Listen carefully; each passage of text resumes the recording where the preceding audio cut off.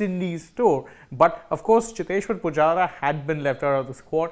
And another notable name, one that kind of flew under the radar, was that of Umesh Yadav. Now, there's a reason for that, because Umesh's recent performance, he continues in a number of games for KKR, and in fact, the board had made it very clear that he was working to get back into full fitness within the franchise, but that the franchise and the BCCI doctors were constantly in touch and looking to monitor his fitness and how much he was bowling, his workloads in the nets, those kind of things. So what it means essentially, or what it does seem likely, was then that he wasn't really fit enough, and thereafter, after that one-off match, has gotten injured again and is now at the NCA for recovery and rehabilitation, which once again, and I know it's a much lesser extent, does bring to memory, the fact that you've seen other players being rushed back from injuries before. It happened with Jasprit Bumrah, and you saw how disastrous that was.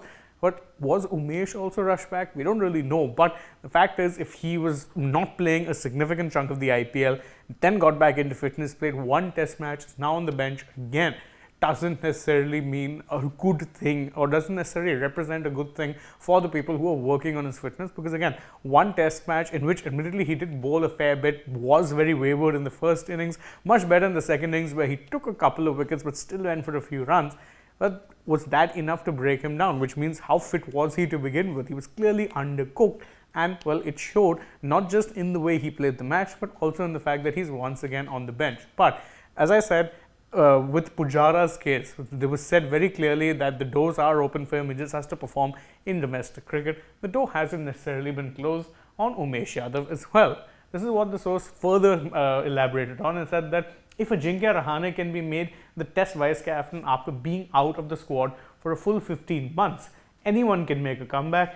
The doors aren't closed on any senior player. This part is key. The doors aren't closed on any senior player. In fact, the source would further go on to add that they were actually looking to try out younger players rather than actually phase out everyone at one go. The reason being for trying out those younger players is because a lot of these senior players are in kind of a similar age bracket. So there's not a lot of age difference, and the board didn't want to be in a situation wherein you were kind of caught off guard, because a lot of these players would be retiring or just, starting to decline at in and around the same time, and you needed to have your bench strength ready. So the key part here is this: Umesh hasn't actually been dropped from the test scheme of things, not at all. He's picked up an injury, and as was mentioned, the door has not been closed on a comeback for him either. Of course, there is plenty of debate to be had as to whether or not this is a good thing or a bad thing, because again, on one hand, many have been wanting wholesale changes to the squad, with the test team looking a bit more refreshed. It has had a lot of experience, but a lot of these experienced players have